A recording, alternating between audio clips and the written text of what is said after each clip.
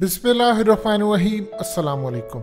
हकीकत टीवी आपको पिछली कई वीडियोस में सुहेल शाहीन, ज़बीहुल्लाह मुजाहिद इन सब की उर्दू में गुफ्तगू सुनवा चुका है कि किस तरह इन्होंने इंडिया को धमकी दी और इंडिया को बिल्कुल ठुकाई का फैसला कर लिया। अब आपको सुनवाने जा रहे हैं इंडियन मीडिया का क्लिप। इस वक्त इंडिया की इतनी चीखें निकल रही हैं जब से अफगान तालिबान के तर्जुमान सुहेल शाहीन ने सिर्फ ये बयान दिया है कि चाइना हमारा दोस्त है, वो इन्वेस्टमेंट करे, सिक्योरिटी हम देंगे। हकीकत टीवी आपको पिछले 1-1.5 साल से चाइना अफगानिस्तान की बैकडोर डील जब मीडिया में डिस्कस भी नहीं कभी होता था, तब से आपको एक एक चीज़ बता रहा है कि बैक एंड पर क्या मामला चल रहे हैं। आज तो सारी दुनिया देख रही है, तो अब ओपन हो गई है चीज़। अब हकीकत टीवी ने आपको एक बात बताई थी कि सबकी नज़रें हैं अफगानिस्तान के मिनरल्स पर, और यही वो वजह है जिससे आप देखेंगे कि अगले 10 सालों में अफगानिस्तान के अंदर पूरी दुनिया, पाकिस्तान समेत पूरी दुनिया से लोग नौकरियां ढूंढने जाएंगे, क्योंकि अफगान तालिबान अमेरिका से तो डरते नहीं है। उन्होंने चाइना को कह दिया कि नेचुरल रिसोर्सेज निकाले, सोना निकाले, चांदी निकाले, रेयर अर्थ मिनरल्स निकाले, कुछ भी निकालना है आप निकाले, हम पीछे नहीं हटेंगे। अब इंडिया को इसकी तकलीफ है। इस वीडियो की अहम डिस्कशन चलती रहेगी, लेकिन इससे पहले आप वीडियो को लाइक करें, हकीकत टीवी को सब्सक्राइब कर लें और बेल आइकन पर जरूर क्लिक करें। इंडिया ने वहां पर प्रोपेगेंडा करना शुरू किया। इतना खौफ इंडिया को, इतना खौफ है कि वो उनकी टांगे कांप रही हैं। हकीकत टीवी आपको क्लिप सुनवाने से पहले एक चीज़ बता दे कि पाकिस्तान ने अफगान तालिबान को क्लियर कर दिया और उन्होंने पाकिस्तान को अश्योरिटी भी दे दी है। आपको अनकरीब इंडिया काबुल का पूरा कॉन्सुलेट खाली करता हुआ नजर आएगा।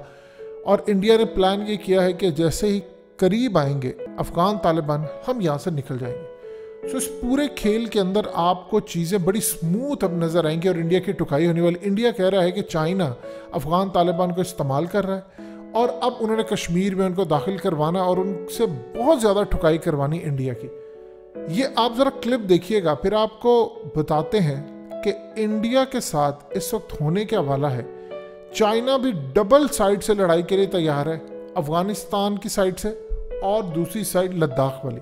ये पहले क्लिप सुनिएगा, आपको पता चले कि इंडिया की चीखें क्यों निकल रही हैं, क्योंकि अफगान तालिबान ने धमकी दी और धमकी के बाद उनकी हालत बुरी है। सुनिएगा जरा। ये जानकारी आपको ये समझने में मदद देगी कि अफगानिस्तान में मौजूदा हालात आने वाले दिनों में किस तरफ जा रहे हैं और उसका क्या असर होने वाला है उन देशों में जो पाकिस्तान से लगते हैं, जो अफगानिस्तान से लगते हैं। और धीरे धीरे, क्योंकि आज कनेक्टेड वर्ल्ड में कोई हिस्सा किसी से अछूता नहीं है, आने वाले दिनों में क्या होने वाला है। 3 दुश्मन खूंखार, हिंदुस्तान कितना तैयार। हम क्यों कह रहे हैं 3 दुश्मन खूंखार, जरा यहां पर देख लीजिए। ये 3 दुश्मन और इनकी तपिश, इनकी आंच हिंदुस्तान लगातार महसूस कर रहा है। क्या शी जिनपिंग क्या कर रहे हैं ये आपको बताने की जरूरत है? नहीं, शी जिनपिंग, उनकी विस्तारवादी नीति, वो हमको लगातार पता है। अब उधर देखिए, बाजवा और इमरान, ये जोड़ी क्या कर रही है? हिंदुस्तान की तरफ किसका क्या रुख है? वही रुख है जो पाकिस्तान का हमेशा से रहा, बल्कि इन्होंने ये उसको बढ़ाने वाले साबित हुए। और अब इनकी शह से क्या हो रहा है? शी जिनपिंग की शह मिली हुई है तालिबान को। बाजवा और इमरान प्रत्यक्ष और परोक्ष दोनों रूप से, और पाकिस्तान तो हमेशा से ये कहता रहा वहां जो भी हुक्मरान हो उसको हम सर आंखों पर लेंगे।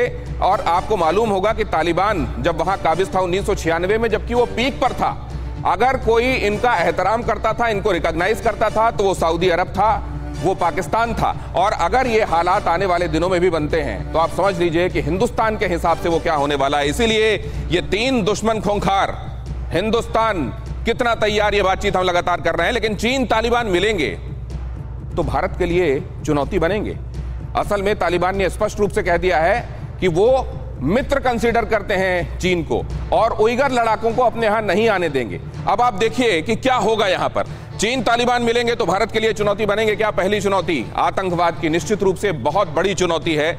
आतंकवाद जिनको कट्टर इस्लामिक अंदाज ही भाता है, वो उसी को प्रोपोगेट करेंगे और वो पूरी दुनिया के लिए और हिंदुस्तान के लिए खासतौर से, क्योंकि यहां पर तो प्रॉक्सिमिटी वाली बात है, ये बड़ा खतरनाक है। अफगानिस्तान में तालिबान का कब्जा बेहद खतरनाक है। और इससे दूसरी चुनौती यह है कि भारत ने जो वहां निवेश किया है over a period of time, वहां पर लोकतंत्र को मजबूत करने के लिए, वहां इंफ्रास्ट्रक्चर को, इरिगेशन को, वहां पावर के सेक्टर में जो कंट्रीब्यूट किया है, वो सारी का सारा निवेश उसके वहां की पार्लियामेंट को बनाने में जो भारत ने योगदान दिया है, वो सारा का सारा आप जानते हैं कि वो खतरे में पड़ जाएगा। तो न सिर्फ आतंकवाद एक चुनौती है, वहां पर भारत का जो स्टेक है वो एक तरीके से खतरे में है। और चीन पाकिस्तान के पक्ष में हो जाएंगी परिस्थितियां तो क्या होगा? यहां पर जम्मू कश्मीर में फिर से आतंकवाद सिर उठा सकता है, खतरा बन सकता है। तालिबान से चीन की दोस्ती भारत के लिए खतरनाक साबित होगी। तालिबान के आतंकियों की मदद ले सकता है चीन भी। और दूसरी चुनौती निवेश को झटका इस तरीके से कि अफगानिस्तान में भारत का 2200 करोड़ रुपए का निवेश है, 600 करोड़ रुपए का निवेश इसको घोषित किया जा चुका है। पिछले साल ही इसकी घोषणा हुई है। और अफगानिस्तान में सबसे ज्यादा निवेश करने वाले देशों में अब चीन सोच रहा है कि अपनी प्रेजेंस वहां पर बढ़ाए। वन बेल्ट वन रोड को वो अब काबुल तक ले जाना चाहता है और इस तरीके से सीपेक और उसको वहां से काबुल से जोड़कर कुल मिलाकर अफगानिस्तान के खजाने को चीन में ठिकाने लगाना चाहता है। लेकिन ये पूरी परिस्थितियां हिंदुस्तान के लिहाज से माकूल नहीं है। क्या किया जाना चाहिए या क्या किया जाना चाहिए था और क्या किया जाने चाहिए था में जाने से क्या आज की स्थितियां बदल सकती हैं? भारत के टारगेट हैं ये 3 करोड़ों रुपए के निवेश की सुरक्षा करना। पाकिस्तान का मोहरा ना बन जाए तालिबान और तालिबान फिर वहां काबिज होकर भारत के खिलाफ खेलने लगे।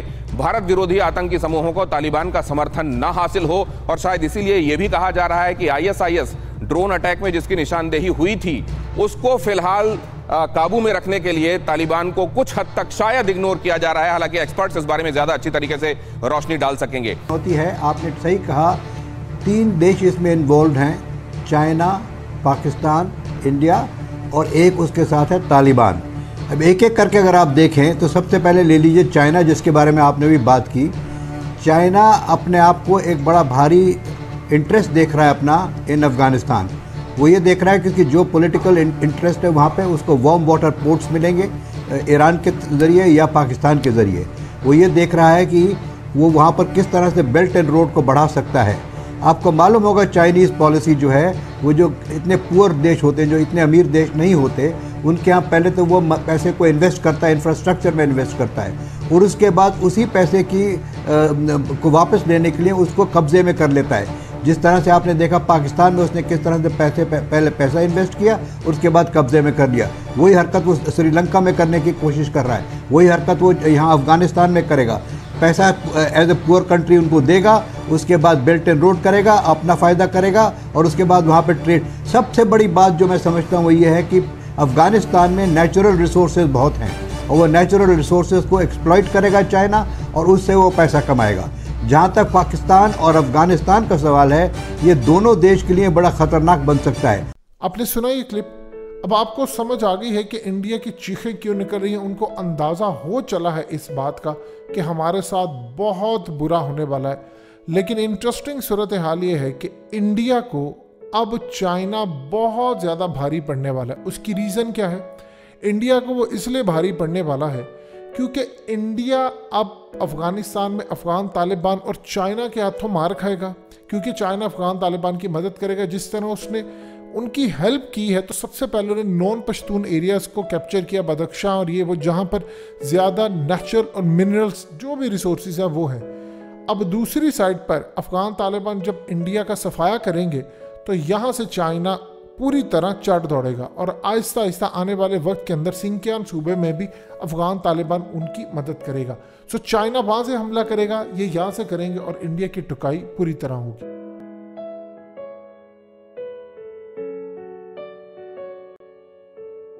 हकीकत टीवी को सब्सक्राइब करना मत भूलें, वीडियो को लाइक करें, शेयर करें और कमेंट सेक्शन में अपनी राय का इजहार ज़रूर करें।